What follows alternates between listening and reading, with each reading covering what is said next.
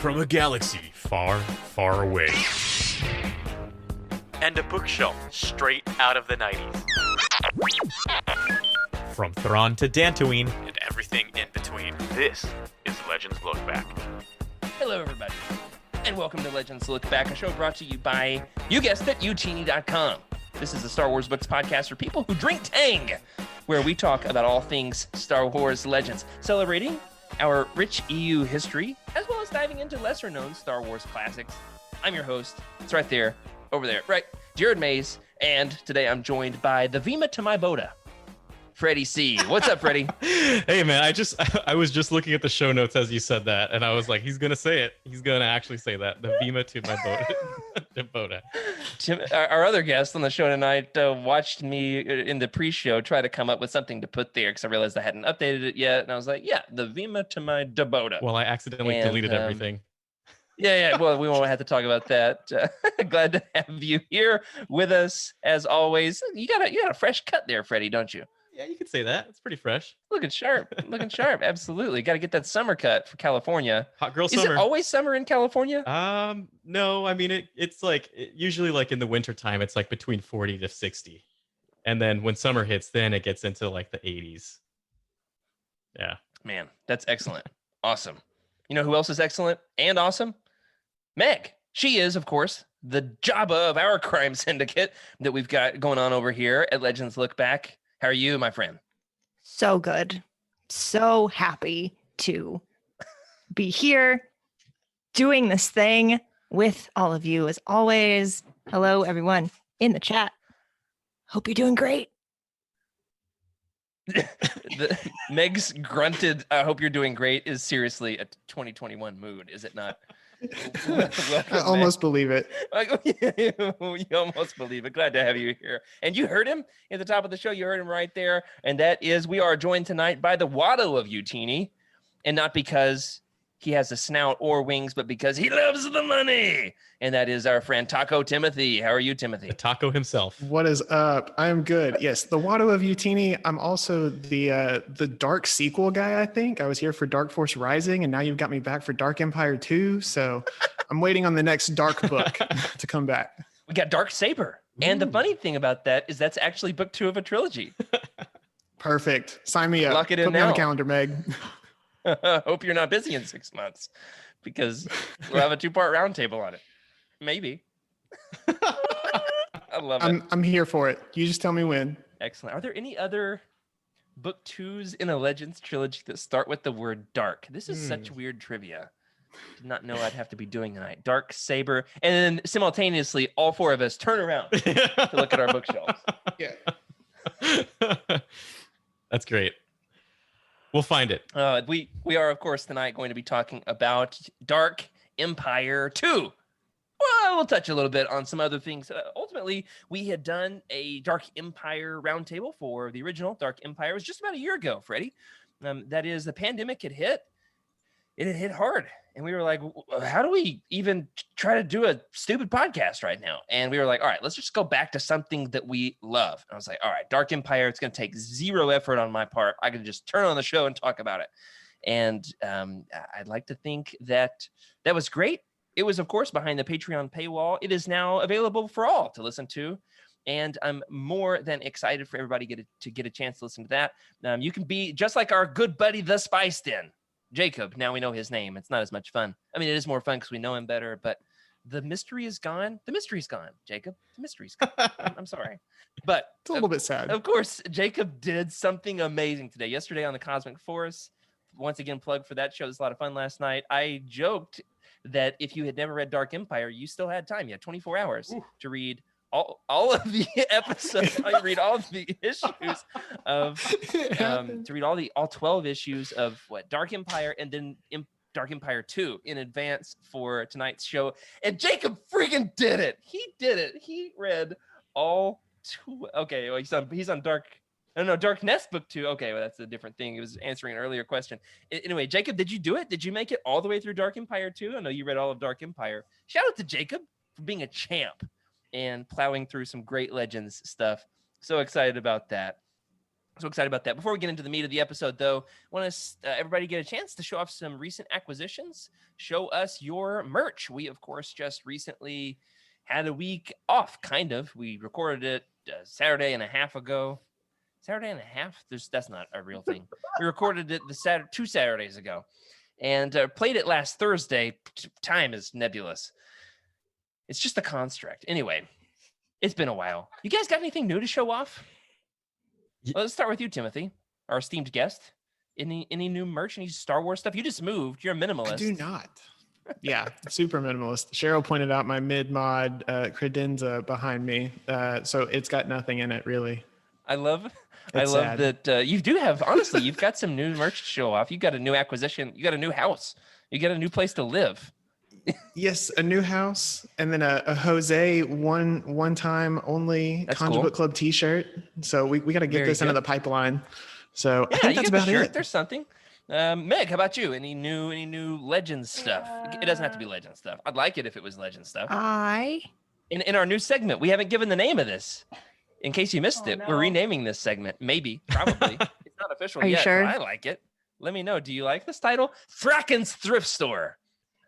Meg doesn't like it. She secretly does. Meg, do you have anything new to show off? Well, I mean, you technically already talked about it, but I have a bunch of new comics. See? Oh, yeah. You've got them. Yeah. Cool. They're great. There's I've never read this one. Skywalker and- Strike. Oh, it's so good. Oh, this is a good one. Yes. I'm excited. It's good. Legend Lost. Well, don't you worry, Meg. I accidentally bought duplicates of some of the stuff that I just sent to you. So somebody is going to be getting some giveaways pretty soon. Maybe the Cosmic Force can give these away and I'll mail them out. Meg, I'll have you know, I got yelled at for wearing a mask while going into the post office to mail those to you. For wearing one. Don't get me started. Freddy, how about you? You're back. You survived the earthquake. Little minor earthquake. You got anything new to show off? I do. Don't knock your camera over, I please, do. my friend. Oh, you got it. Look at it. Oh my gosh, I forgot. I saw the Instagram video and I already forgot. I was surprised twice over. For those who are listening on audio, Freddy, tell them what you're showing off. So this is an Obi-Wan 6th scale sideshow statuette, as they say. And it is a hybrid between Ewan McGregor and Sir Alec Guinness's face. Kind of that in-between moment when Obi-Wan was still chilling in Tatooine, but Luke was still not quite old enough yet. So that's what we got there. And you can see he's got his what side are we looking at here? All right, there you go. We've got the backpack with his. You can't carry Yoda in that backpack, No. but it does have some other cool things. Clone Wars armor. I mean, there's a lot of stuff in here. He's got numerous lightsabers, Tusken. What is it? I forget the name of it. Gaffy stick. Gaffy Gadurfi? stick. It's one of Durfy, those things one that of those. has multiple names. Yeah. So anyway, there's that. This is my Thraken. Charles is going to hunt you down and kill you for it. You know that, right? Yeah, if the team ever stays with you at Celebration, It's gonna be gone. Charles is gonna have to stay elsewhere. You have to put that Hands thing, down. I know who took it. put that thing in a gun safe, man. Yeah. That is, I described it to you, Freddie, and I'm gonna stand by this. I've had like a week and a half to think about it. I am gonna say that is the single most beautiful piece of Star Wars collectible merchandise ever made. Yeah, I'd agree. Do you think that's true? I'd agree with it. Mainly because I feel like it captures a lot of the Legends vibe still. Like it's good timing too, because we haven't seen anything, right? What this new Obi-Wan or this Kenobi thing's going to be about, and you've got an insert here from the back. I mean, it's pretty amazing. We got to get that thing signed by Sir Alec Guinness and Ewan McGregor. Then it'll be collectible. That'd be cool, wouldn't it? That would Oh, be. he's out of the box. Oh yeah, We're gonna see him in the flesh. He's already this is, deboxed this is not him? going to go in the. It does not stay in the gosh. box, guys. This is coming out. This is too beautiful. This is way too beautiful. Oh man, that is great, man. I thought I had the cool stuff to show off this week, but I do not. I mean, that is, you went up to me. Show's over, guys. See you later. Thanks for listening to this episode. No, okay, all right. I've got Charles some outside. stuff, Hold too. on. I've got some stuff. I'm just kidding. I got some things. All right, on the way to the airport, I was going on a little birthday adventure with my brother this past weekend. You can kind of see him looking at me here.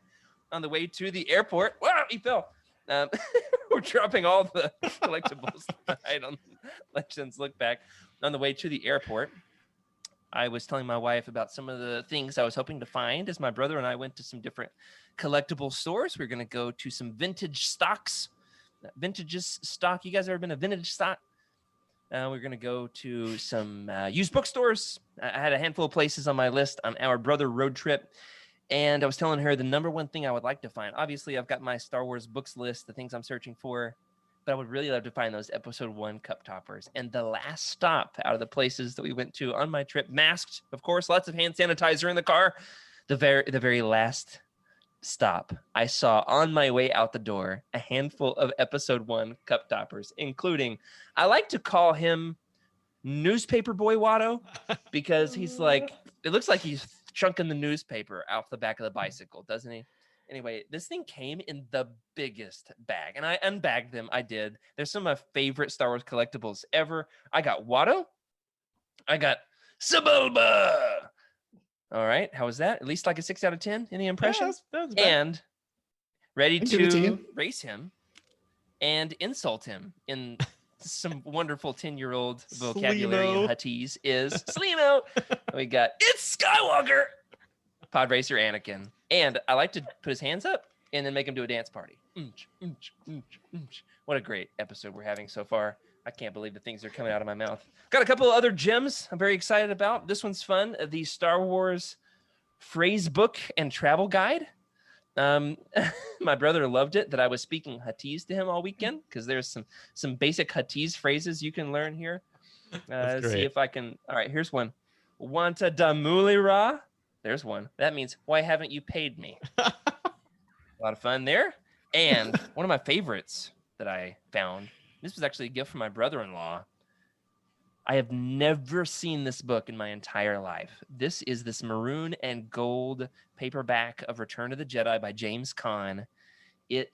If you can't tell over the live stream, it actually has like raised ridges Yeah, it's like on the embossed. title. Ooh. I have never seen this thing. It's got the special edition logo on the front, which is super gorgeous, regardless of what you think. I mean, they're the superior versions of the films, and Cheryl will agree, especially because Greedo shot first in them. It is really, really beautiful for this red and gold. And I want to have the original trilogy novelizations on my paperback shelves back there. And now it is finally complete. Finally, the last thing I picked up that I want to show off, I got some single issues of, you guessed it, Dark Empire and Dark Empire 2 that I want to show off as we get into the show tonight. I found in the single issues in a comic book store, I got Dark Empire #1. Very proud of that one. Dark Empire #2. Freddie, you want to guess what my third comic is I'm about to show off? I would say #3, but that almost seems too easy. Go ahead. That's right, Dark Empire #3 with, I like to call him Spectral Luke. He's looking quite ghostly there. I don't have 4 or 5 yet, but I did get Dark Empire 2 #1 and Dark Empire 2 #3. Why these issues in this exact order, I don't know, but it's great. I don't have the one that has naked Palps on the cover. I think that's issue 5 of Dark Empire 1. We'll see. Timothy, which of these covers do you like the best? The one with Luke looking like a Scooby-Doo villain is my favorite, I think. Oh my gosh. Well, we don't just have some fun stuff to show off this week. We've got stuff to talk about that we will one day be able to show off. And that is because there were more Essential Legends collections leaked. Freddie, why don't you tell us about the first of these that was unceremoniously dropped onto the Wook? Well, first of all, this is getting out of hand. Now there are 2 of them.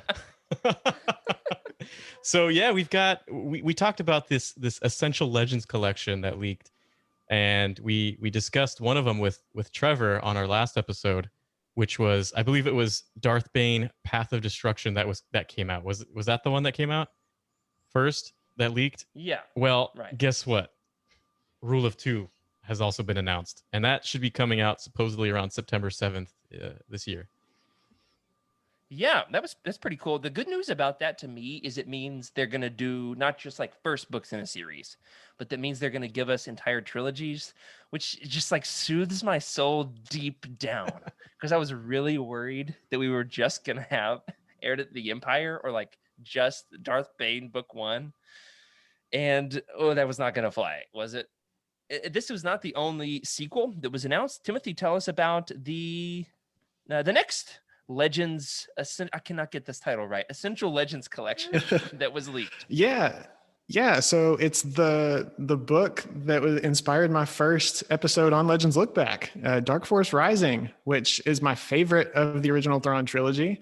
So I'm excited about it. And yeah, I think like you're saying, the hope that there will be more, that they will finish out the trilogies. I'm a completionist, so I love that.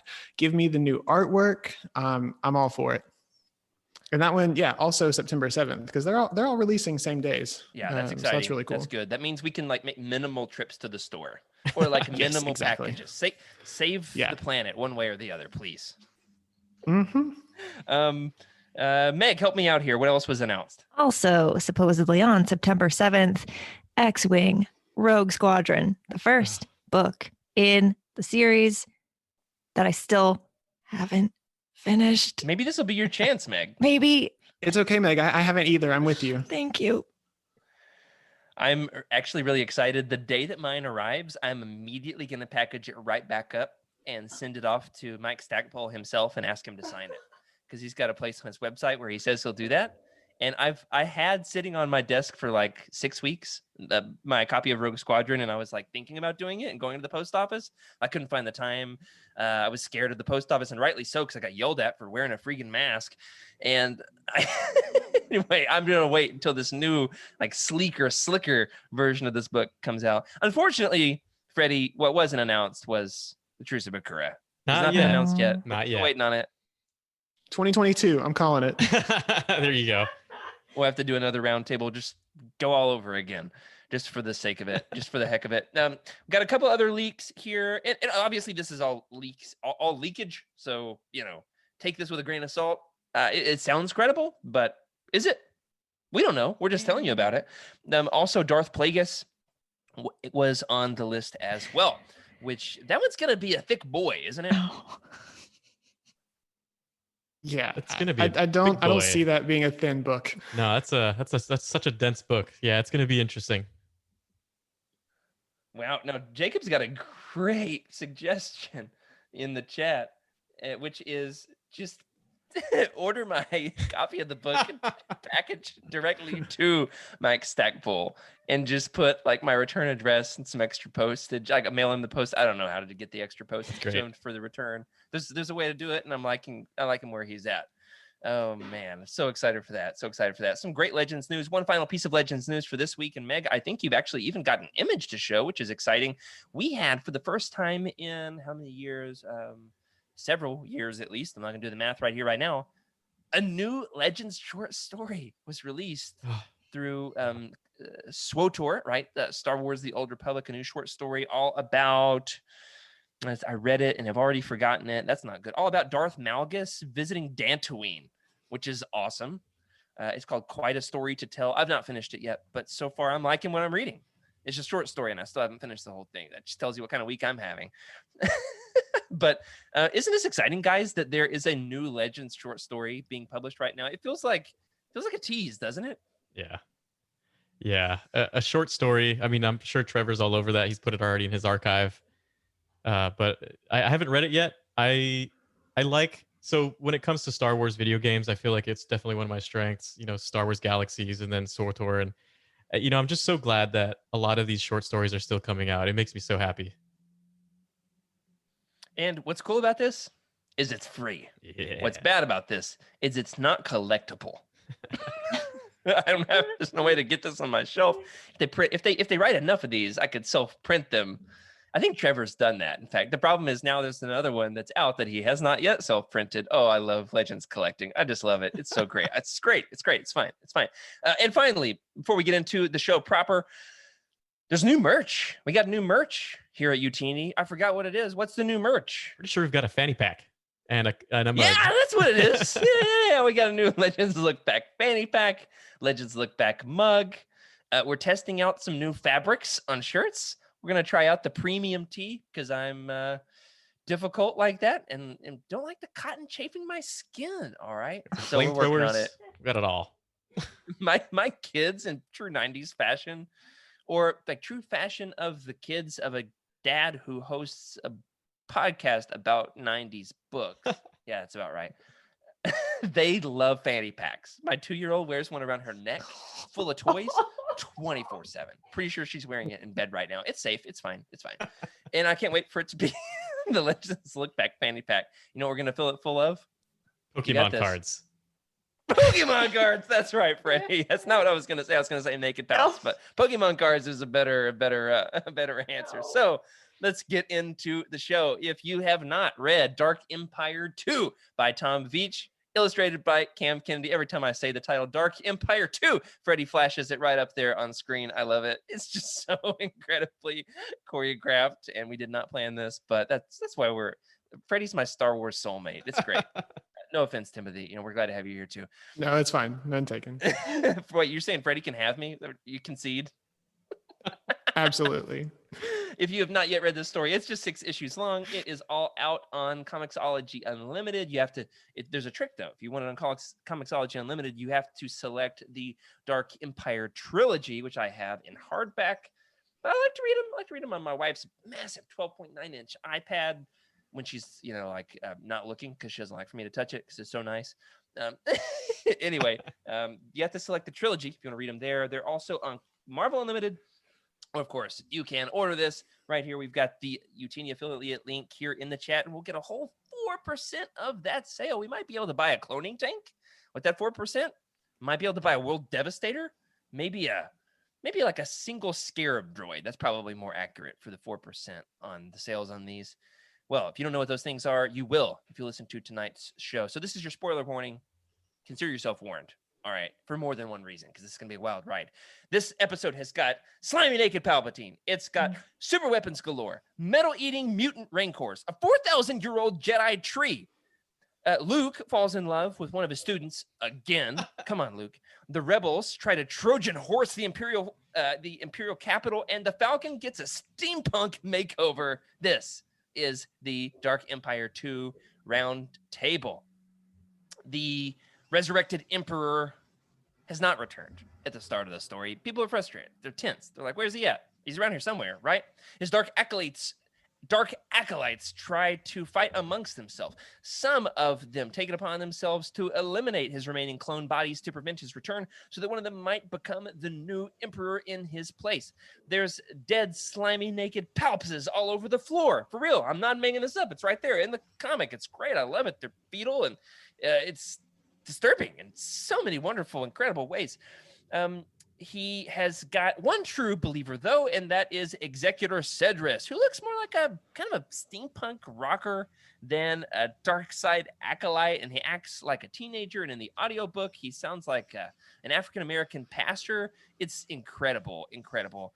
Cedrus eliminates the other non-believers and is rewarded by none other than a big slimy himself, the resurrected Palpatine in his last surviving clone body. This time he's clothed. It's pretty epic. His last clone body is, however, a faulty clone and deteriorates at an accelerated rate, especially when he gets angry, which, let's be honest, is most of the time. He needs a new body so he can go back to Plan A. Or was it Plan B? Essence transfer into the body of Leia's Jedi infant. It's a different infant this time, but he'll do just fine. Yeah, absolutely.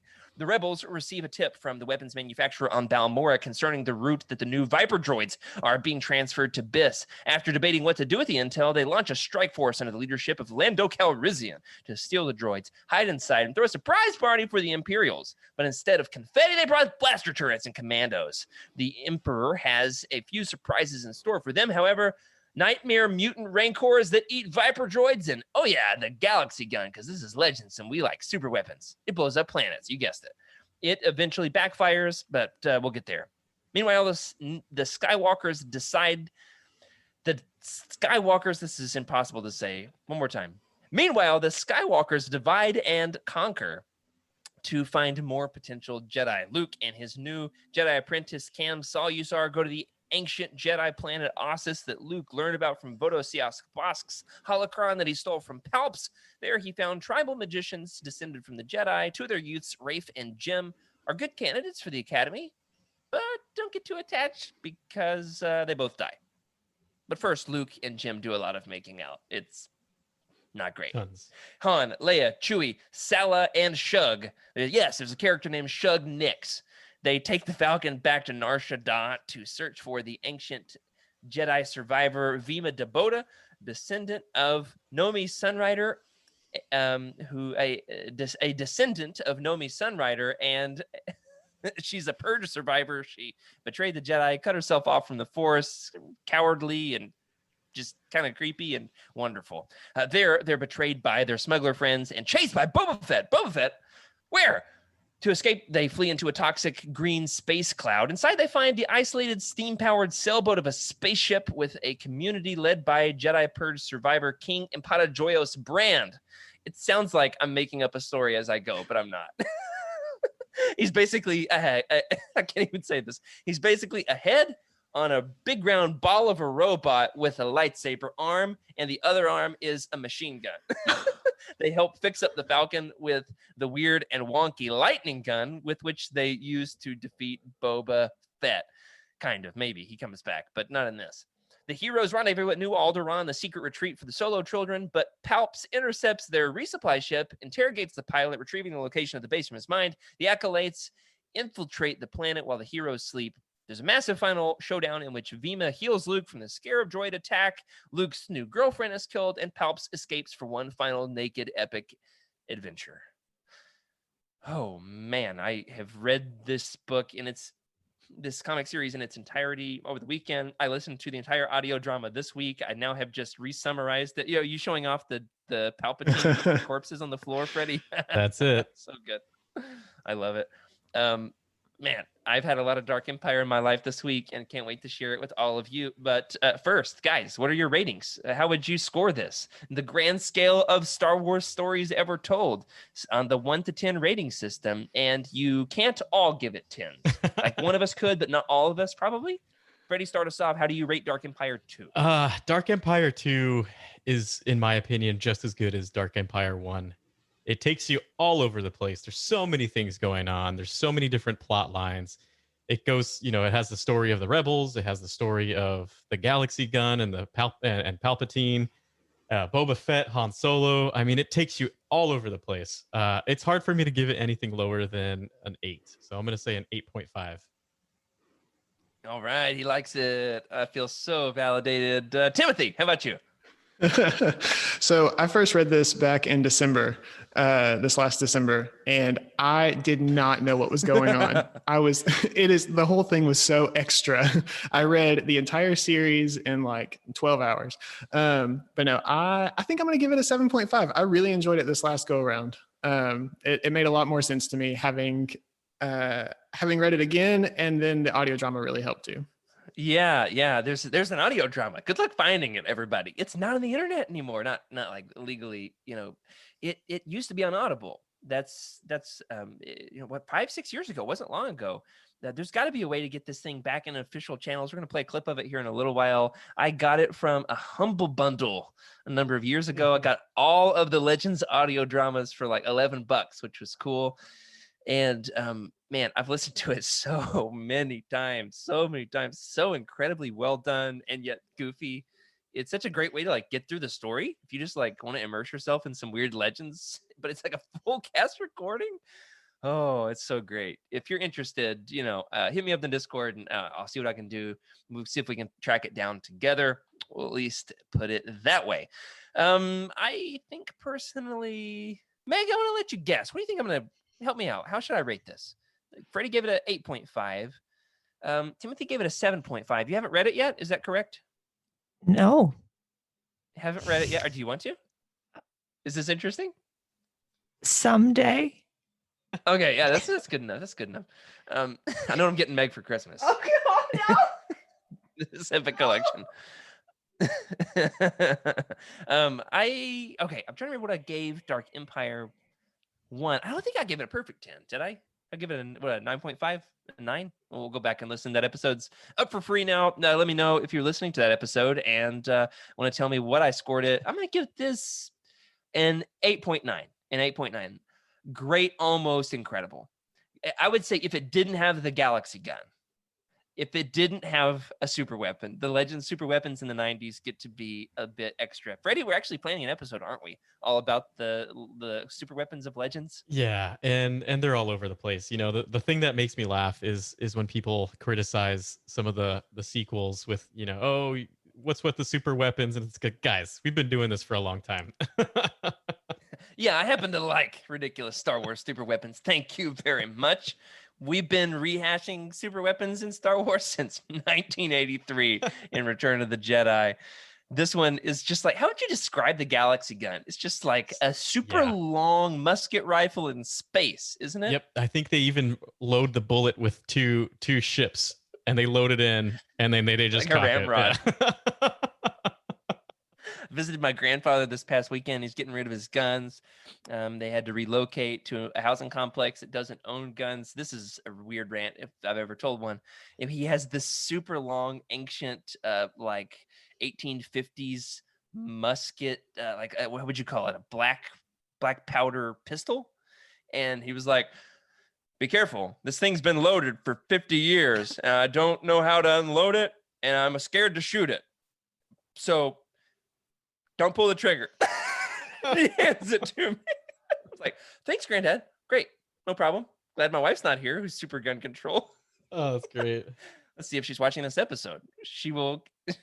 Let's see if I get an angry text when this is over. Oh, man. So great. Yeah, it's the Galaxy gun. It says super long musket rifle in space. And don't forget that the bullet, it is a smart bullet, and it travels at hyperspace and exits at the point that it needs to just destroy the planet. Oh, yeah. Yeah. And what's great is R2-D2 reprograms it to blow up the bad guys. Yeah. So, we have talked about the summary on this book. We have gotten into the basic plot of it. We've rated it. Before we get into some discussion on the characters, let's give it a little bit of background on what happened in the production of this. Of course, this is 6 issues that were published between 1994 and 1995, which is several years after Dark Empire was published. Dark Empire is actually having its 30th anniversary, so happy birthday, Naked Palps. This is the 30th anniversary of both Heir to the Empire and Dark Empire. It's like the best year ever. Is 1991 the best year in the history of Star Wars publishing, do you think? Can we declare that right here? Let's do it. Let's declare it. It's declared. I declare 1991 the best year in Star Wars history. Oh man, that's great. We'll get a sticker made. It's going to stick blow it up in right my back face. on 1991. We'll do some flow walking with Jason Solo to get there. It's going to happen. Just wait for it. 6 issues between 1994 and 1995. Interesting to note that is several years after the production of the first one, but then they rushed into making Empire's End, and it has a different illustrator, and it's only 2 issues. It's like, all right, we got to wrap this thing up. But I really feel like this deserved a true sequel, another 6 issues to complete the trilogy. Do you guys think I'm right about that? What's your impression on Empire's End? We're not going to cover it in deep detail in this episode. It's I wish we got more. I feel like the way this one ended, it's very much pleasing, right? And I don't know if Empire's End is great, but I wouldn't say I feel like we needed more. How about that? But I'm also biased with my Legends. So I enjoyed Empire's End more this time around than I ever have. So there's that. Did you get to it, Timothy?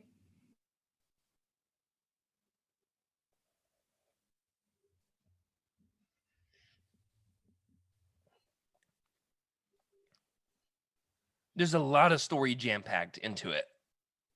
The only complaint I have art style wise is Palpatine looks rough. Palpatine, I mean, his body's deteriorating, so he's supposed to look rough. But he's looking rough. He's looking rough in Empire's End. But the rest of the art is pretty good. He tries to emulate Cam Kennedy's washed out watercolor style, and he does pretty well with that. But Cam Kennedy is a singular talent. There's no one like him, and it is out of this world. Of course, Tom Beach is the writer. Cam Kennedy is the author. We've mentioned there was a Time Warner audio drama that came out in 1995.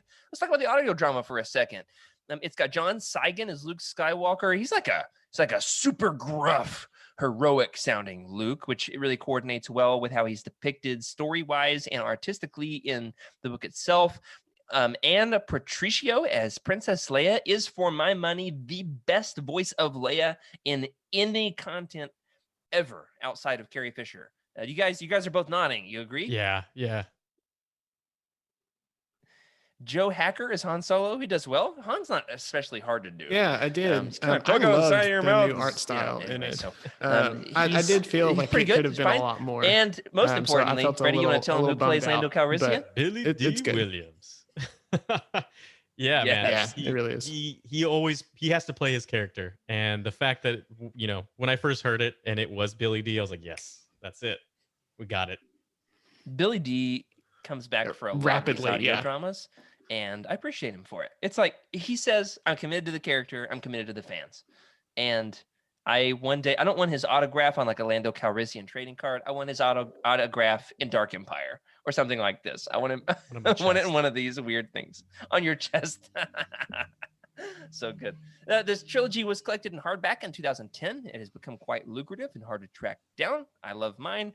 There's a whole thing. I told it last night on the Cosmic Force. You want to hear more about that? Go listen to that episode. There is now a Marvel Legends Epic Collection titled New Republic Volume 5, not titled Dark Empire. If you Google Dark Empire Legends Epic Collection, at least on Utini's search, it's not going to come up. You got to type in Legends Epic Collection New Republic Volume 5 because Star Wars. What else? It's set 10 years after the Battle of Yavin, so 6. This is good. I was not expecting that. There's a canceled novella called Lightsider, 64 pages long, tells the story of how Luke rescued Cam Solusar from the Dark Acolytes and is referenced multiple times in the series, as well as in other Legends books, even though it was never officially published. However, Freddie, you want to tell them where they can hear us talk about that? Well, we just recorded a Lost Legends episode. What was that? That was released last week, I guess. Thursday. It's hard to remember exactly when. Yeah. Yeah. Our last episode. Yeah, we went over a lot of the Lost Legends that Lucasfilm did not release and either canceled, including Heart of the Jedi and some other ones. What's really cool is that a little snippet of that story is actually incorporated into the opening of this audio drama. So you've got it starts with a lightsaber battle between Luke and Cam. And that's in this canceled novella that was never officially published, but then it makes it just a little bit of it without like the goofy space chess game. It's incorporated just slightly into the prelude of the audio drama for Dark Empire 2. So that's kind of fun, kind of weird. I've listened to this thing 100 times and I had no idea that it was actually from this canceled book that I have now read, which is cool. And as we mentioned, something broke down in the publication of in the contractual agreements between Lucasfilm and Cam Kennedy, who was the artist on this. They could not get him back for Empire's End, so they rush into production. Tom Veitch was kind of sidelined. He talks about it. In fact, Scuba Joe shared an article, a really in-depth interview with Tom Veitch I read a number of months ago. We'll pop it in the Legends Lookback Discord channel. In this interview, it is wild. Tom Veitch lets it all hang loose. He takes Timothy Zahn to task in it. He critiques everything that he hates about the Thrawn trilogy, and he talks about the things that Tim Zahn told him that he hates about Dark Empire. And it's glorious. It's an incredible interview from just a few years ago. We'll see if we can pop that into the Discord channel, and you can get a chance to read up on that. You know what would be fun, Freddie? If we did this is like pie in the sky here. I'm springing this on you. I've told no one about this. Oh, no. I would like to host, guys, I'm putting this out there. All right. The Force, listen up. Powers that be. I want to host right here a civil debate between Timothy Zahn and Tom Veitch about the merits of Dark Empire versus the Thrawn trilogy. We'll moderate. We'll have rules. We'll keep it civil. I think it's time for bygones to be bygones and to celebrate what's great about both of these books. What do you think? Is it ever going to happen? Ooh, that's a tough one. I mean, I'm not sure a lot of the listeners, if anybody knows the history between Timothy Zahn and Tom Veitch, but it is not a very nice one. Yeah. Tim, am I doomed on this? If there's ever a place to do it, this is the space. There you go. That's the best I like possible answer. Well, let's get into it. Let's show them. Let's show the powers that be that this is the right space. Let's talk about Dark Empire 2. One of the first things that comes up that really got me thinking is the fact that General Beltane and Balmora, they've been sidelined by the Empire. They, of course, hey, the Emperor's dead. There's Endor. There's the party. It's over. So they're free from the Imperial rule. But then, hey, did you not read Dark Empire 1? Palpatine's back, y'all, and get back to work. Get back in the factory. We need your weapons. And so, of course, the governor does not want to give his weapons to the Imperials. And there's this really great line about, I think it's very telling of the nature of fascism, which is like the Emperor doesn't pay for weapons. He takes weapons. Yeah. You make them and he takes them. You don't have any option in this. Really has me thinking on a political level. But on another level, who was right about this plot? It was like, we're going to, General Beltane has tipped us off on how to get the droids before they're delivered to Palpatine on Biss.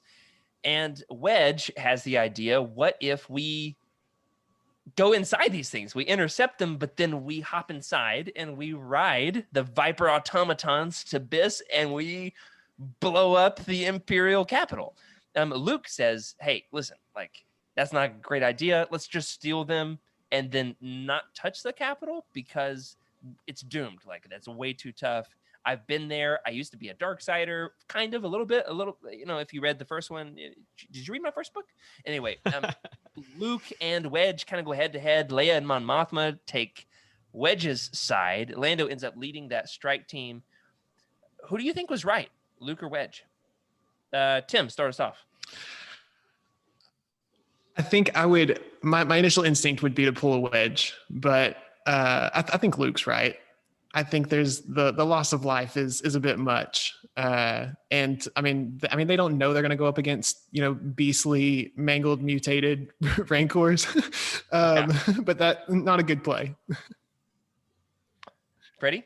Yeah, I mean, this one was tough because as Luke walked into the conference area, whatever it was, and everyone's discussing the plan, they just kind of dismiss Luke and they're just like, cool, go Jedi boy, go be somewhere else, right? Like we'll take care of the Alliance, you go take care of the Jedis, and he just gets start your academy. Yeah, go be mystical. Go do your thing. We'll do our thing. And I mean, it just shows like the whole thing with Luke, right? He wanted the patience. He probably wanted a plan, a better attack, something where they could use these machines in a better situation. And Lando had a great idea, but you're also going to an area that has more weapons than you're going to have. You're just going to have your Viper automatons. That's all you've got, right? Yeah, boy, do we ever have Viper automatons. I mean, this series has just an incredible number of weaponry and like new technology and different pieces that are brought onto the chessboard in this warfare. They're like, I see your Viper automatons and I raise you mutant metal eating Rancors. I see your mutant metal eating Rancors and I raise you a lightning gun.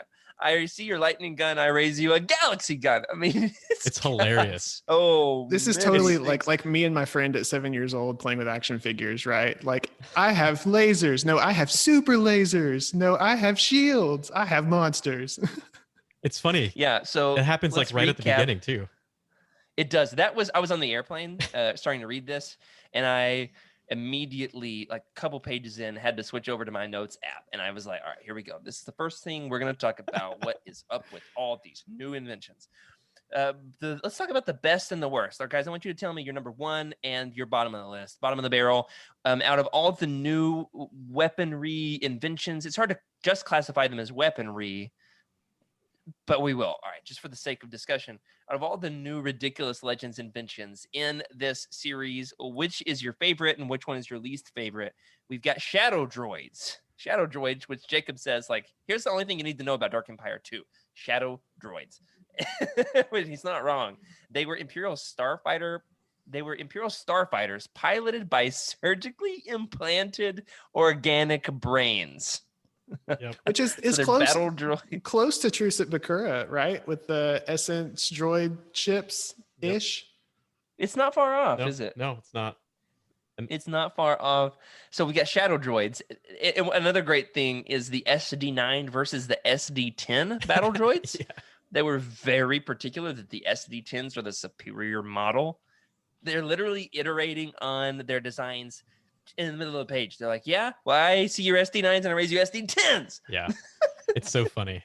And then it goes, all right, well, SD10s, well, we got our shadow droids. Okay, you've got shadow droids. Well, we got our X1 Viper automatons, like in 3 pages. Guys, how would you describe the X1 Viper automatons? They're a big plot point in this series. They're on a bunch of pages. Show this off, Freddy. What you got? What you got? They are, other side. Yeah, a little lower, a little higher. Yeah, a little lower. They're like They're like big scarabs. It's like scarab octopus walking beetles. bugs Yeah. with pincher claws. They're not especially practical. They're more flexible than AT-ATs, but a little meatier. And they've got tentacle mouths. So great. It's special. It's special, Timothy says. So the X1 Viper automatons, you got the Galaxy Gun, metal-eating nightmare mutant rancors that eat the X1 Viper automatons. You've got the Falcon's lightning gun, Dark Troopers. Hey, relevant to the Mandalorian. Dark Troopers were in this a little bit. And Scarab droids, these tiny microscopic bugs that come in and bite and poison Luke Skywalker in his sleep, which was very unsettling. While I was trying to sleep on the airplane, and I'm like, let me just read another page. There's bugs. All right, guys, which of these was let's start with the worst and work our way up to the best. Freddy, go first. Man, I think the Galaxy Gun is hilariously bad. It's literally just a giant gun with it's a bullet. It's definitely not really a missile, but it's kind of both, right? I have no idea how to explain it. And it just creates, I wrote this down because I had to write it down. It creates a nucleonic chain reaction with its particle disintegrator. It's not the best thing that AKA it blows up the planet. Yeah. Right. Not a big fan of the Galaxy Gun. It just, I don't know. It just looked a little too weird as well. Yeah, it might be bottom of the list for me too. However, there's not much done with the shadow droids. The shadow droids are so cool. They, in my opinion, should take up more story. But that's a problem with only having a 6-issue miniseries. There's so much plot crammed into these 6 issues that you get something cool like this, then they're like, wipe it from the chessboard, get a bigger weapon on there, or a smaller one with the Scarab droids. Scarab droids were cool.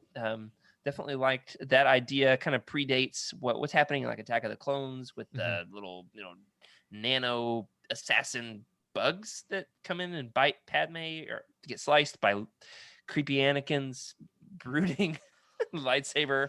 All right, Timothy, what's the worst of these for you? Oh, SD9. Last year's model toy? No, thank you. Pass. Right. Goodbye. It's so great. The vitriol that is conveyed in the tone of like one of the Imperials in the audio drama. They're like, the SD9s? Why, we have the SD10s. And I It's so great. LOL'd while I was out at the park with my daughter listening to that thing. So good. Well, what about your favorite? Do you have a favorite of these? I would have loved to have seen the shadow droids more. Personally, I think they're super cool, and I want to know the history behind it. I want to know how it works. I want to know the stories of the pilots' brains that they used. Like, it's dope. I'm here for it. Yeah, we got to call in Trevor to help us with the history on these things. Yes, please. How about you, Freddie? Do you have a favorite of all the weaponry introduced in Dark Empire 2? So Jacob in the chat, the Spice Den, he brings up a great point. I just love the Wrecking Ball Jedi. It's kind of cute. Joyos brand. Yeah, it's the craziest thing, right? You see this guy and he goes, "Oh, I'm a Jedi too." But I would say out of the ones that you listed so far, the Falcon's lightning gun is just the absolute best. I gotta build that Lego. Yeah. Buy them at the $300 Millennium Falcon. Take off one of the mandibles, and then you just stick in like one of those like handheld ball pumps, with like the black squeezy thing and then the little pointy metal bit. You just jam that in there, boom, lightning gun. Isn't that what it looks like? Yeah, it almost looks like that tower from Singapore. I can't remember the name of it. Oh yeah, sure. That's great. Yeah, the one with the ball on it. I forget which country, but yeah, that's the one. I'll just put them. Well, you mentioned in Patajoyos Brand being on the one hand weaponry. I love the panel when he's like, "Fear not, my arm is a lightsaber." It's like, aha, I've had one here all along. It's like a great party trick in Patajoyos.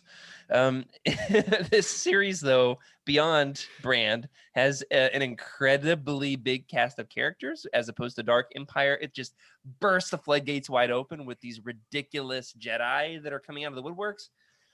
Let's talk about some of them. You've got Cedrus on the dark side, our punk rocker Sith wannabe. You've got Cam Solusar, dark side acolyte turned good by Luke's sheer power of positive thinking.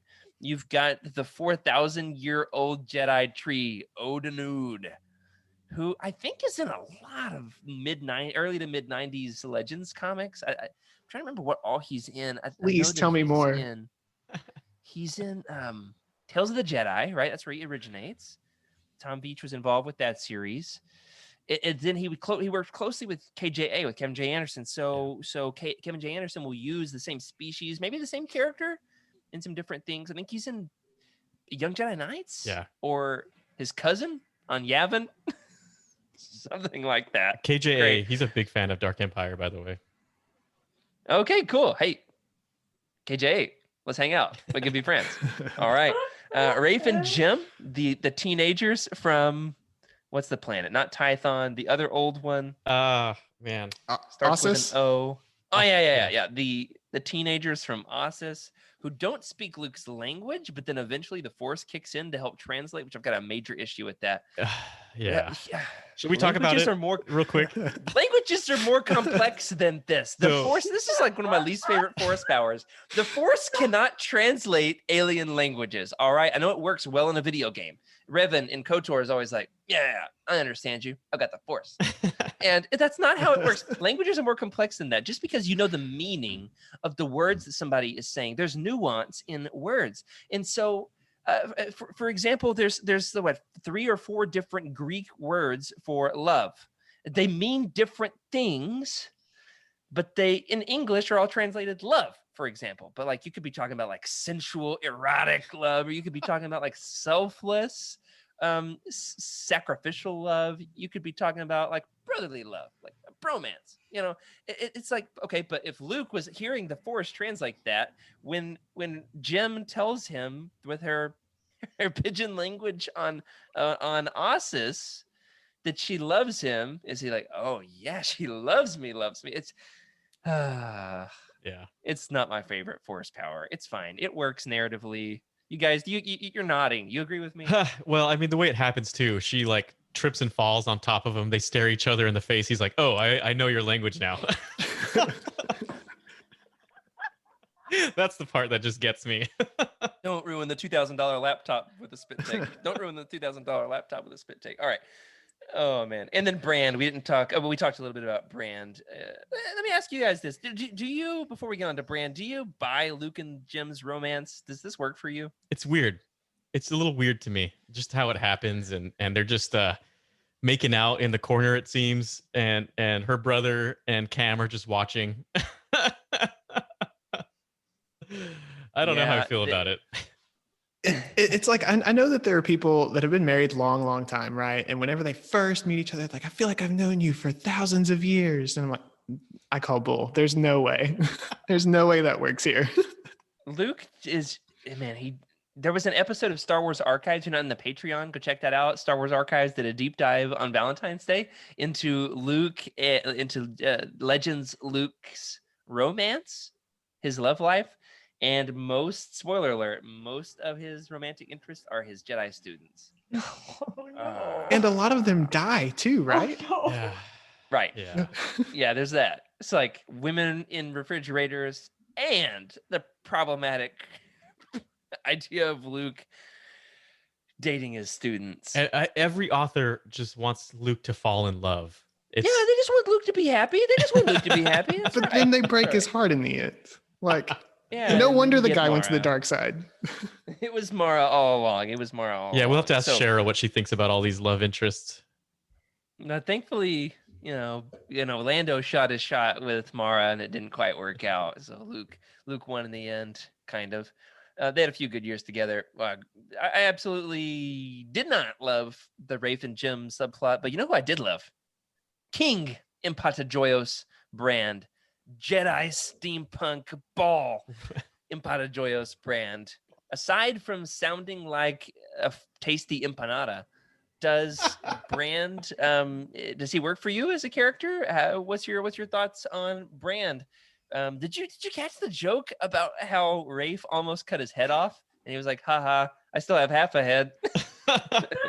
Are you showing a picture of him? Yeah, we're not making this up. He's half a head attached to a ball. He's got a machine gun arm. The other arm is a lightsaber, right?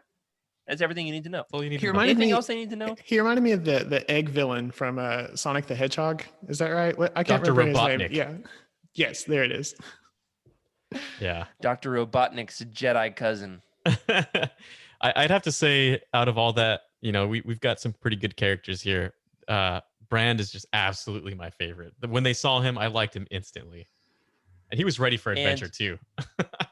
These guys have, as opposed to, Rafe and Jim who just die, both Bran and Vima Dabota have heroic, and Kem Selusar as well. They all have good plot trajectories in this. They have good character arcs. I appreciated the way that Brand, for example, talks about like how he dueled with Vader, which is how he was left so scarred and why he had to have this steampunk cybernetic body and was taken in by these people in this gas cloud. They don't have technology that's on par with the rest of the galaxy, but like he's a survivor of the Jedi Purge, but only barely after being scarred and maimed by Vader. But then he joins up with Vader's son to help restart the Jedi Order. I think that's a really pretty cool plot line for as ridiculous as Brand is and looks and sounds and all of it. The nuts and bolts of that plot is good for me. What would you have though? He's got a lightsaber and a machine gun. Timothy, what would your steampunk appendage be if you were maimed by Darth Vader, taken in by a sailboat people in the middle of a gas cloud in the Star Wars galaxy? Yeah. So I guess where this is a 90s podcast, I think what I would want is a refrigerator arm for cans of Tang. And don't forget the other arm to dispense Pogs. Yes. Absolutely. Pogs. Freddy, you beat me to it. Pogs were actually going to be my little opener for next week. You can still use it. It's coming up. Spoiler. It's going to happen. All right. Mine would be one of those see-through spinny cord phones that you could win from the fundraiser in elementary school. That would be my other arm. If you ever need to make a phone call, I got one right here, and it's see-through. That's great. All right, that's my choice. Excellent. Wow. What would yours be? Let us know in the comments. Let us know in the Legends Lookback Discord channel. What would your steampunk Jedi arm be? Or like what color lightsaber would it be at the very least? Vima Dabota, however, is the other ancient Jedi who has survived the Purge and now teams up with Luke to help restart the Jedi Order. Timothy, does Vima redeem herself in your eyes? Her character revolves around the fact that she fled the Jedi Purge, cut herself off from the Force, did not try to overthrow the Empire. She did not get involved in the rebellion. She did not have a heroic impulse like both Ben and Yoda did in helping restart the Jedi. She was like just going to slam it up on Nar Shaddaa until she's dragged back into the action by Leia. But then in this, of course, she helps, restart the Jedi, helps train Leia, saves Luke, all of that, saves Anakin, baby Anakin.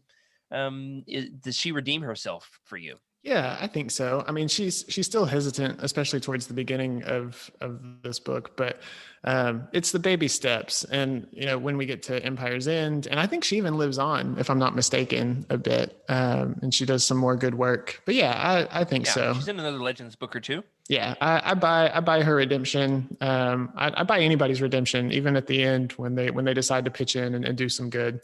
And they saved our boy Luke. She saved our boy. So I'm here for it. Didn't she heal Chewbacca too? Yeah, 'cause because he he got the gunshot. Yeah, on the side. Yep. Yeah.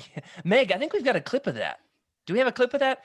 I clipped the part of the audio drama, and I think I clipped the part when they're like, Chewie's dead, and Vima does some speaking. It was hard for me to choose one. All right, I think now would be a good time for that. So let's hear the clip of when Boba Fett shoots Chewie. Chewbacca! Chewie, get up! Don't move, Solo, or you'll join the Wookiee. If Chewie's hurt, you can start kissing your mother's picture goodbye, Fett. The Wook's dead, Solo. I always wondered how much it would take to kill one of these monsters. Boba Fett killed Chewbacca. No, Dodo. Can you not feel it in the Force? The Wookiee is alive. Tell your wife to step into the open, Solo. Over my dead body, you scum. I can arrange that. It's been a fun chase, Solo. But... what's that? Hey, get your hands off me, you hairball.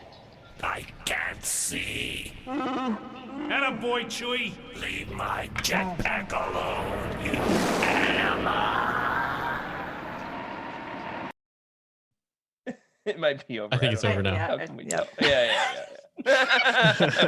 We tried so hard to figure out how to play Wild. that. I love the chat from Samantha. She says, "How will we know when it's over?" Great. Oh man! All right, so if you want more of that, hit me up in the Legends Lookback Discord channel. I'll help you try to track it down. It's out there somewhere. Oh my gosh! So plot-wise, though, this book is great. I've got a hot take, working theory. Imagine it a little bit less Legendsy, updated 30 years with updated artwork. Wouldn't the story, at least this arc of the rebels Trojan horsing the Imperial homeworld, wouldn't that work perfectly as an arc of the current ongoing Star Wars mainline Marvel comic? Do you think it would work? I think it would work. I'm in love with this theory. Yeah. I mean, if you just taking everything into consideration, right? I don't read too much of the canon at this moment because Jared has me slaving over the tomes. But the sequels, man, I feel like somebody read this, right? And there's a lot in it, even visually when you see him. I mean, it's a little different in some sense. I just flipped right to it, right? It's not quite the wormhole storm, but it is like a lightning storm, right? They probably just saw this and they're like, no, we're not going to do a dark side wormhole, a force wormhole. We're going to do lightning and whatnot. Palpatine's back and he's out for he wants immortality, and that's exactly what he wants here. He's not as naked in the new ones, but I mean, we got enough of the naked ones here. But yeah, that's right. But I just feel like they've already. It would make it rated R. They had to keep that PG-13 rating. Yeah. It's all political. Yeah, I feel like they actually did that though. I feel like we actually have a lot of this book in the current canon. Yeah, and people are mad over it, and I'm like, Love I it. kind of like it. Timothy, what do you think of my working theory? I love it. And especially, I think if we saw something, I know we spent a lot of time at the Battle of Jakku here in canon recently, but I would love to see something like this as they retake Coruscant. I think there's a way to do that really well in a kind of action-packed themed stint. But yeah, in the new Marvel Comics, updated graphics, absolutely. I think it would be gorgeous. I'd also love to see Cam Kennedy do a variant cover or something for yes. a new, it doesn't have to illustrate a whole mini series, but I'd love to get him back in something. Jan Duursema from Legends has been doing some variant covers for the High Republic. So hey, those contracts are still out. Some people are still doing them. So I'd love to see that personally. But I kind of liked that plot, got going with it. And I was like, oh, this works. Yeah, they're going to steal the droids. They're going to get inside the droids. And there's this whole bit where Chewie and Lando are "You're stepping on my foot, Chewie." And Chewie's like, "Arr!" And I'm just belly laughing reading this thing because they're cramped into this droid. Like they don't fit, but they're stuck in there. And then they show up at the show up on Biss and they open the doors and they're like, "Yippee ki yay!" Unload on the Imperials. And then Palpatine's like, "But my Rancors," and it's just so great, so great. So I'd love to see some version of this reincorporated. Now, another one of the things that is, you mentioned Freddy. Somebody's read this.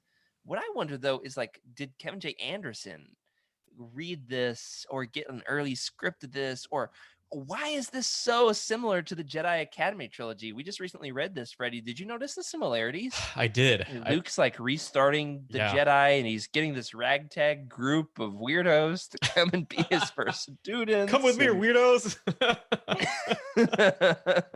I'll only date half of you. Most of you will die. Yeah. Yeah. I won't tell you about the Sith Lord ghost over there in the closet, but it'll probably be fine. All right. What were the similarities, and who did it better, Dark Empire 2 or Jedi Academy? That's a tough one, because Jedi Academy was a great little trilogy, but Dark Empire, man, nothing can really touch Dark Empire. It's in its own category. The thing that I really do like about it, though, is that Kevin J. Anderson is a fan of Dark Empire, so he wanted to incorporate a lot of the content that he had here into his books, and you can see that, right? Like if you look at that between Heir to the Empire and all that, there are differences. It's almost like they had their little clique, the author clique, that this Dark Empire was the route some people wanted to go, and Thrawn was the route that others wanted to go. Yeah. That's a good way to look at it. Oh man! And one day we're gonna duke it out on Legends Lookback. Maybe not. Timothy, who I know you've read the Thrawn trilogy, the Jedi Academy trilogy, right? I read the first book, but yeah, I definitely noticed some of those early similarities. And honestly, I think I probably preferred the Jedi Academy trilogy. I mean, at least the first book that I've read. I think I enjoyed it a little bit more. I don't know if it was the art in Dark Empire, as amazing as it is, that kind of threw me off, or it's divisive. Yeah. And it's very exposition heavy for a comic as well, which I think was a little bit difficult at times. But no, I definitely saw it. But I think it's cool that they were still able to honor. As it was there, he got to pick the things that he liked and incorporate it in a way that doesn't seem to be too stepping on toes, I guess. Yeah, it's different enough. I'd like to I'll see if I can compile a list of like all the crazy similarities between this and Jedi Academy trilogy, and we'll put them out. You've got like the super weapon. There's the people who are the people who are hidden inside the gas cloud. In Jedi Academy trilogy, they were Imperials. In this, they were steampunk Jedi. There's Luke, of course, is put into a coma in both, and then saved. So there's some crazy plot similarities, which are really fun. I happen to be partial to this, but I love the Jedi Academy trilogy too. What we need is the Jedi Academy trilogy illustrated with Cam Kennedy's art, just to put it. Yeah, that's juicy. We need an audio drama. We need an audio drama of the Jedi Academy trilogy. That'd be fun. That would be cool. All my Legends wish list is getting long. They keep teasing me. They're giving me like these little nibbles, these little crumbs, and I'm getting overexcited. All right. One of the other things that this does really well is the incredible world building, in particular the planets in Dark Empire as a trilogy. You got the moon of Dasucha. You got Pinnacle Base, Biss, Bast Castle, which is in a George idea that there's even some Ralph McQuarrie artwork of it. Vader's Castle that predates Mustafar. It's Bast Castle. You've got New Alderaan. What are the other locations? Nexus 8. Such the green gas cloud with the steampunk Jedi sailboat. I mean, which of these is your favorite location from this from Dark Empire, Freddy? Oh man, I gotta tell you, when I first read this a long time ago, and they went through the gas cloud and they found these like steam powered ships, I just couldn't get enough. I was like, what is going on here? Another place, another Jedi, just random, just kind of threw it in there. But it works, honestly. It works. Yeah, in reading that, they patch up the Falcon with the steampunk technology. It's so funny to me that the lightning gun looks so cool, but it like doesn't work with the Falcon because the Falcon is of a different style. And they're like, it's the best we got, and it's gonna shoot lightning and not concussion missiles. And like they keep telling Han, but he like keeps going back and he's like, Chewie wants the concussion missiles, and then it's like lightning instead. And he's like, well, it's not what I wanted, but screw you, Boba Fett, huh? And they fly off. I also love it that I love it that Han keeps complaining about like how they've messed up the Falcon. He's like, what have you done to my ship? Yeah, he's showing it off there. There's the sailboat, the sail barge in space, and then we'll have to get some images of these. You're trying, Freddy. You're trying the lightning gun. You can see it a little bit, Freddy. You can see it a little bit. It's right there. I want to see your Lego creation, man. That would be cool. That would be cool. Timothy, did you have a favorite of Dark Empire's locations? Yeah, I did. I'm actually going to steal Spice Den's answer in the chat. I loved seeing Ossus. Just the rich history Ossus. there. I also love the random. It's probably not a plot hole, but I love that Palpatine just missed it. Whenever he's like, "Oh yeah, of course they went to Ossus. It's like force heavy," and like, how do you miss that in your Jedi Purge? There's a whole force sensitive species there. Like you just overlooked it, but you know it exists. I don't know. It also gave me Ood, and I'm all about Ood. He comes in a long line of the great Deku tree from Legend of Zelda. You've got Groot. You've got the Imps Treebeard from Lord of the Rings. Yeah. Like give me more sentient trees, please. I am Taco Tim, and I stand fantasy trees. I do. So good. Oh man, yeah, I love Pinnacle Base. Rest in peace, Pinnacle Base. The Galaxy Gun had it coming for you, but always like that. I like the little bat things with the big teeth. Oh yeah, that fly off. I like those. Oh man, this is concept art of that bat before. Oh, is it? Whoa. Wow, what is that in the back of the? All right, I'm going to Barnes & Noble. I'm going to buy it. I was like, I don't need to buy it because I've already got the hardback. But the cool thing about the Legends Epic Collection is it's actually got a handful of like these little B stories from Star Wars Tales. And I've been trying to read some of them. They do. I think it's got the story of Luke's hand that has adventures with all of the other severed limbs in Star Wars. Is that in there? Yeah. Han tells his kids a bedtime story. And it's about the adventures of Luke's severed hand. With the Wampa hand. Yeah, it's a Wampa hand. You got Ponda Baba's arm. The Emperor's foot. Yeah, the Emperor's What? So ridiculous. I've been reading some of them. I haven't made my way through all. They're not all on Marvel. They're not all on Comixology Unlimited. Some of them are. It's like, do I want to pay $4 for these things? Just get this. But yeah, I'll go buy it. Oh, yeah, I'm not going to spend $4. I'll spend $40. That's what I need to. Oh, Star Wars. So good. All right. One final question before we throw our final retirement party, before we have our toast, and that is this. I have one more big hang up with this series, and that is like Palpatine's got these acolytes, but he's like doesn't have the time to train them. He's not going to put in the work to build a Sith Jedi Academy. Instead, he is hoping that Exar Kun is just going to do that for him with Luke's Jedi Academy. So instead, at one point, Cedrus has killed the non-believers, and then Cedrus goes on the mission to, kidnap the Jedi baby, to kidnap Anakin. That doesn't work well. So then he's like, what I'm going to do? Yeah, I'm just going to go ahead and give the dark side to a couple of lackeys, a couple of bureaucrats. And he's like, here, you can have the dark side. And then they're like, oh, and then they get it's actually really deeply unsettling to listen to in the audio drama. The sound of these two lackeys receiving the dark side because Palpatine said so. So I'm going to definitely have some nightmares tonight. Should Palpatine have the ability, as a plot point, should he, Timothy, have the ability to confer the dark side? Is this a Sith force power? Should it be? It is, because it's here, but should it be a Legends force power that you can bequeath the dark side to your bud? Absolutely not. I'm not a fan. Otherwise, like why not just give it to everyone? I don't know. Like, is this how Mara got her abilities? Like, I don't like it. And he gives it it's to a not my lot of favorite. people, right? Like I'm not 100% sure, but maybe even the shadow, what are the droids might even have You like, get the dark side. Yeah. You get the dark side. yeah, Everybody gets some dark side. basically. Oh, it's in there. If you don't like it or not, it's there. Okay, so guys, we're gonna send Palpatine off in style. Meg, I think you've got a clip for us. Freddie, I did this did a deep dive here. I went back and listened to a little bit of our original Dark Empire Roundtable. It was our episode 12 from about a year ago. Well, first of all, we've come a long way with the show.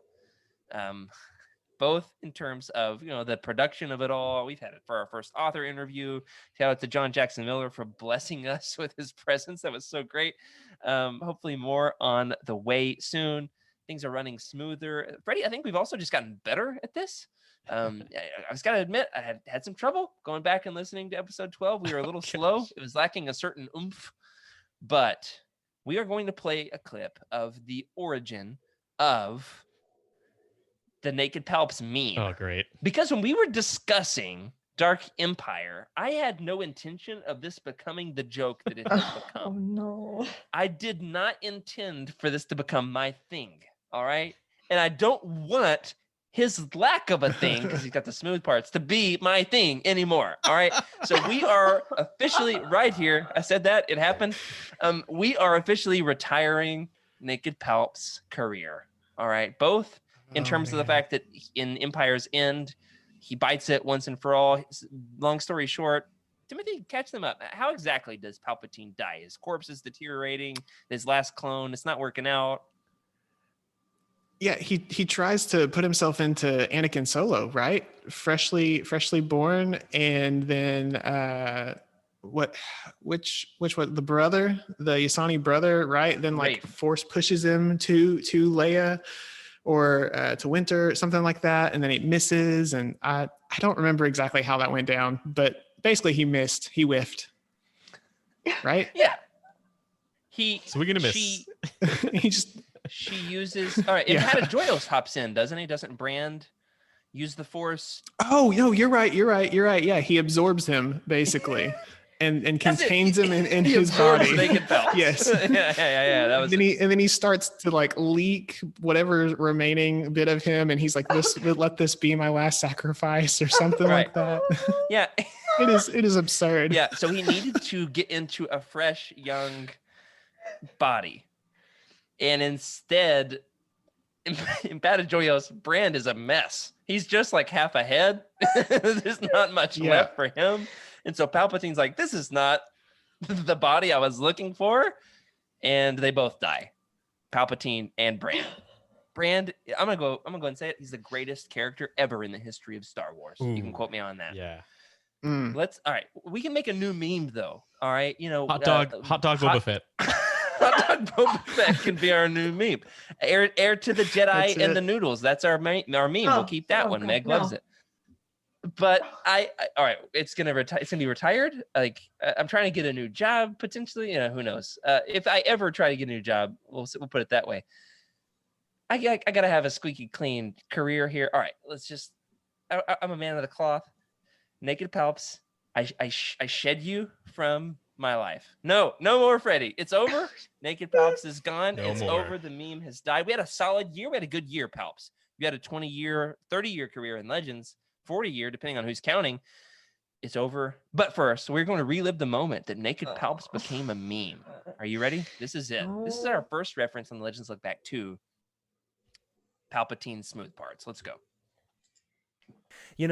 Fans, let us know. Listeners, let us know what you think about the art with Dark Empire. It's not hard to Google. It's all over the internet. Yeah. Especially take a look at the art of the battle between Luke and Palpatine. Specifically, nude, slimy Palpatine, young Palpatine. Oh my goodness. I love it so much. Spoiler alert, he has smooth parts.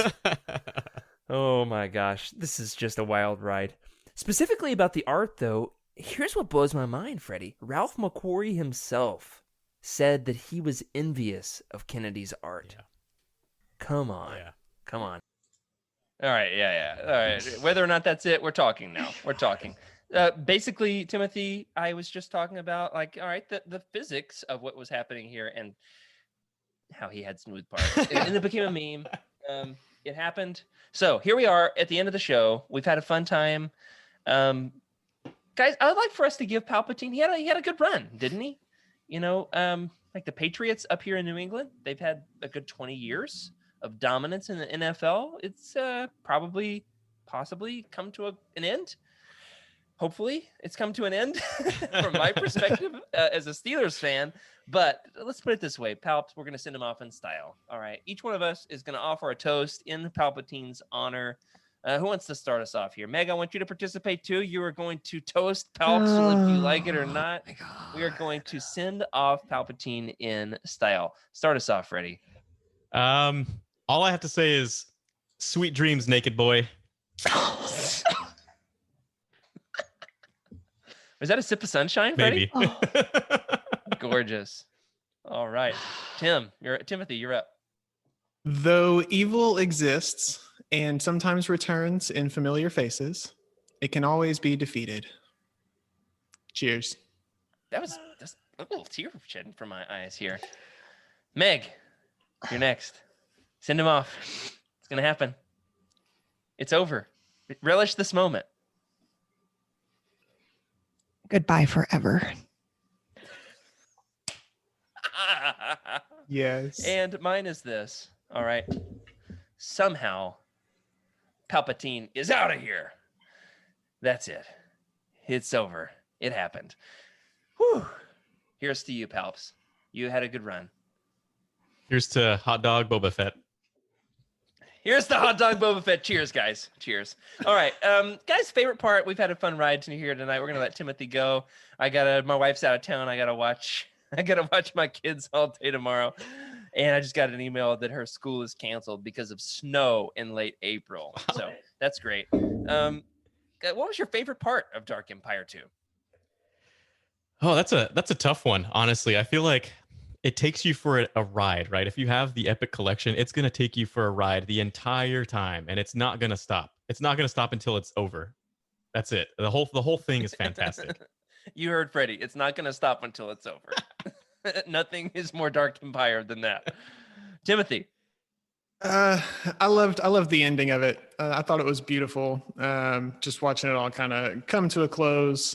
And I think I understand why it has lived as long as it has in infamy. Like, it makes total sense. And as a relative Legends noob, I am so glad to have read it twice now within a year. Thank you, guys. Oh man, you've read this thing twice within a year. Oh, yes. my God.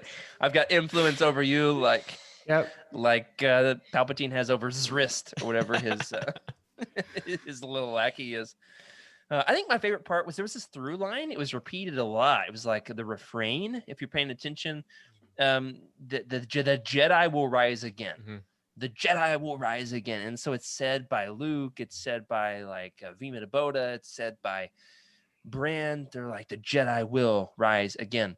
And then at the end, Luke and Leia have these competing Force visions. So Luke's is Palpatine haunting his nightmares, as he's going to do all of ours tonight. But then Leia's is of her children, Jason, Jaina, and Anakin becoming full-fledged Jedi Knights, and they're raising their sabers in the air, and they're leading the new Jedi Order. And it comes, I'm getting chill bumps, guys. Oh, I'm getting chill bumps. I love it so much. The image of Leia's hopeful vision. It says a lot about believing in the future. It says a lot about trusting that the next generation, that our kids will forge a path into a better age. It's so wonderful. I love it. That's my favorite part. Guys, this has been fun. Timothy, thanks for joining us Thanks this week. for having me. I have really, really enjoyed it. You are delightful. We'll see you for the Dark Saber Roundtable one of these days. Perfect. I'm so looking forward to it. And Dark Nest Part 2, The Unseen Queen. That one's going to be bad. Yeah. But great, because you're going to join us. It's going to be fine. Well, next week, We've got our friend Emma from the Cosmic Force joining us, making her Legends Look Back debut. I just hit her up with a handful of Legends comics recommendations yesterday, and she's already started them. And I cannot wait to hear her get exposed to she's going to read a little bit of Dark Empire. I think we're going to get her exposed to some Legends comics. We're going to talk about like what you need to know, the Legends Comics 101 with Emma from the Cosmic Force. That does it for this week. Thanks for joining us for Legends Look Back. Thanks to our incredible patrons who allowed us to be here doing this show tonight. Special thank you to Cheryl Bell, Patrick Ortiz, and Carl Sander on our Jedi High Council, to Elizabeth Cloutier, Jason Mitchell, Sally and Chris Eilerson, and your boy Freddy C on our Alliance High Command for their amazing support. I finally got the list. I'm so proud of myself, but more proud of you, Freddy, for your dollars. Want to say thank you to everybody who has joined us here in the chat. We've had such a good crew here with us. If it got late for you and you had to dip out, shame on you. I mean, no, thank you. We've enjoyed having you here. Thanks for making your presence known. Remember, if you're listening to this later on audio, you can pop in and listen over here every Thursday night, 9:30 p.m. Eastern, 6:30 p.m. Pacific for our Californians and Northwesterners. I don't know what you call people up there. We're in Carl's country. But of course, we are on youtube.com/Utini. And we would love to have you here with us. If you'd like your thoughts right on the show, you can email us at legendslookback@utini.com, or you can send us a message in the Legends Look Back Discord channel. You can leave a comment on this episode on YouTube, or you can find us on Twitter at Legends Look Back. Or more personally, I'm at Jared Q. Mays. Freddy? At Wake Up Freddy. Meg? At Meg Dowell. And Timothy? At _T Guthrie. Excellent. If you are looking to buy some of these books and want to help support the show, such as this Legends Epic Collection from Marvel New Republic Volume 5, look up a book on Utini, click the Amazon link in the profile, or, of course, if you liked this half as much as we did, or even less than half, you can leave us a review over there on Utini.com, a community review. Let us know what you think. And remember, of course, keep the Utini fan code and be a force for positivity in the fandom. May the force be with you.